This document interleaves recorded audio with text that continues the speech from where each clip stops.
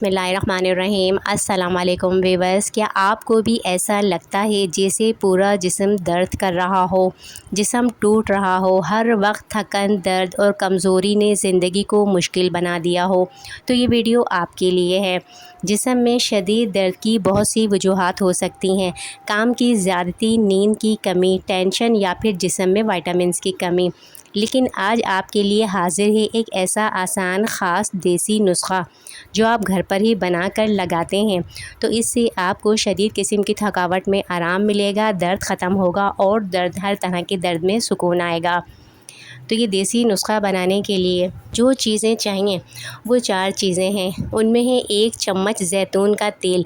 ज़ैतून का तेल जो आपने लेना है वो मालिश करने वाला लेना है, मसाज वाला लेना है। ज़ैतून के तेल कई तरह के होते हैं लेकिन मालिश वाला तेल अलग होता है। तो ज़ैतून का जो तेल है मालिश वाला वो 1 चम्मच लेना है। उसके साथ 1 चम्मच ताज़ा अदरक का रस लेना है। अदरक का रस चाहिए, जैसे जूस का रस निकाला जाता है, अदरक का पेस्ट नहीं लेना है। इसके साथ चुटकी भर हल्दी चाहिए। हल्दी वो है जो ताज़ी हल्दी होती है जिसे सुखाकर साल भर इस्तेमाल किया जाता है।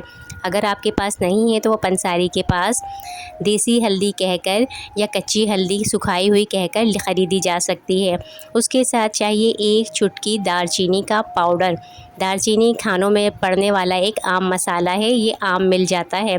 तो 1 चुटकी दालचीनी का पाउडर चाहिए। इन तमाम चीज़ों को पहले तो आपने मिक्स करना है।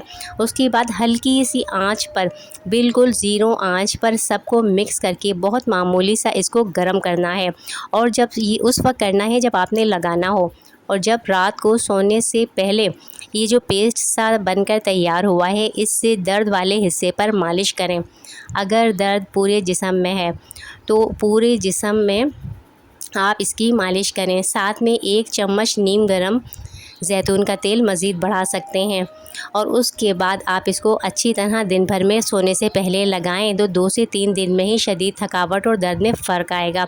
अगर दर्द बहुत पुराना है या साथ में बुखार भी है तो डॉक्टर के पास ज़रूर जाएं।